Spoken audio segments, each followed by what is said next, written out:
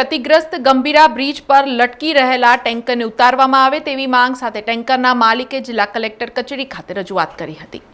વડોદરા જિલ્લાના પાદરા તાલુકાના મુજપુર ગંભીરા બ્રિજ તૂટી પડવાની ઘટનાએ 20 નાગરિકોનો ભોગ લીધો હતો તો અનેક વાહનો પાણીમાં ગરકાવ થયા હતા, જ્યારે એક ટેન્કર બ્રિજ પર લટકી પડ્યો હતો, જે હાલ પણ તે જ સ્થિતિમાં ગંભીરા બ્રિજ પર છે। ત્યારે લટકી રહેલ ટેન્કરને ઉતારવા માટે શિવમ રોડ લાઇન્સના સંચાલક રમાશંકર પાલે આણંદ મામલતદાર તથા પોલીસને જાણ કરી હતી। જોકે કોઈ પણ પ્રકારની કામગીરી નહીં થતા આજે તેઓ વડોદરા જિલ્લા કલેક્ટર કચેરી ખાતે રજૂઆત કરવા પહોંચ્યા હતા, જ્યાં તેમણે આવેદનપત્ર આપી ક્ષતિગ્રસ્ત ગંભીરા બ્રિજ પર લટકી રહેલા ટેન્કરને વહેલી તકે ઉતારવામાં આવે તેવી માંગ કરી હતી। હું અઠવાડિયા હજુ 10 દિવસ થઈ ગયા, નીચેનો રેસ્ક્યુ લગભગ પૂરું થઈ ગયા છે।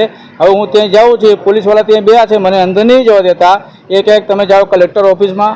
હું કલેક્ટર ઓફિસ આણંદમાં મામલેદાર કલેક્ટર સાહેબને અરજી કરીને અને પાદરા આપણે અકલાવમાં અહીંયા આપણે મામલતદાર જે છે એની ઓફિસમાં ગયો, એના અરજી કર્યું। એ કહે કે એ તો રેસ્ક્યુ પેલા બરોડાવાળો કરે છે, તે બરોડાવાળા સાહેબ પાસે આજે હું અરજી કરી છે। હવે આજે કલેક્ટરને માંગતા એના હાથે વાત કરી, મારો જો 1 લાખ રૂપિયાની ઈએમઆઈ છે એ મારો બેંકવાળા માનતા નહીં। ઇન્સ્યોરન્સ કંપની જે છે, મારો પેપર કમ્પ્લીટ છે ગાડીનું, ઇન્સ્યોરન્સવાળા એવું કહે કે જ્યાં સુધી તમારી ગાડી ભાંગ નહીં પડે, કંઈ થાય નહીં ત્યાં સુધી વીમો નથી આપવું। હવે મારો જે લાખ રૂપિયાનો હપ્તો છે એટલે વેરાન કોણ કરીને ભરપાઈ કોણ કરશે?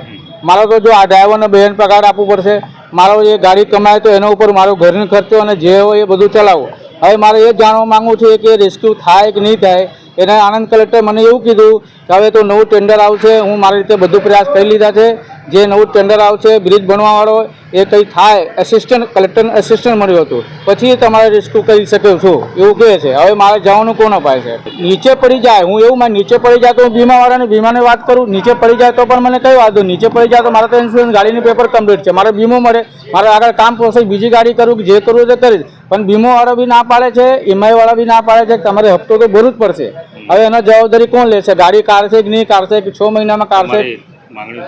મારી માંગણી એવું છે કે મારી ગાડી રેસ્ક્યુ કરીને બહાર મારી ગાડી ચાલુ કન્ડિશનમાં છે, મારી ગાડી નીકળી જાય તો મારા ડ્રાઈવરને બધાને રોજીરોટી ચાલુ થઈ જાય। સમાચારોના સતત અપડેટ માટે TNN ન્યૂઝને YouTube પર સબસ્ક્રાઇબ કરી બેલ આઇકોન પ્રેસ કરો અને અમારી સાથે જોડાયેલા રહો Facebook, Instagram અને Twitter ઉપર।